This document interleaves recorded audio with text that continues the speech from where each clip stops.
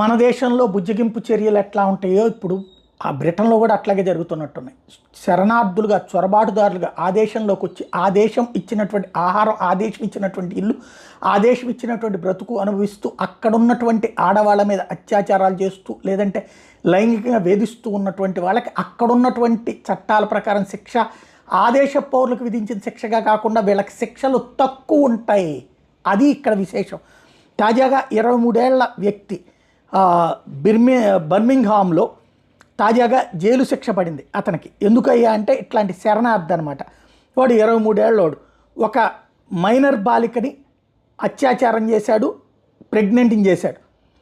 ఇప్పుడు అతనికి పట్టుబడిన తర్వాత అతనికి ఈ దేశ చట్టాలు తెలియదు కాబట్టి ఇట్లాంటి దానికి పాల్పడ్డాడు, లైంగికంగా లోబర్చుకున్నాడు కాబట్టి దాన్ని అత్యాచారంగా పరిగణించలేమంటూ కేసు కొట్టేస్తూ అదే సందర్భంలో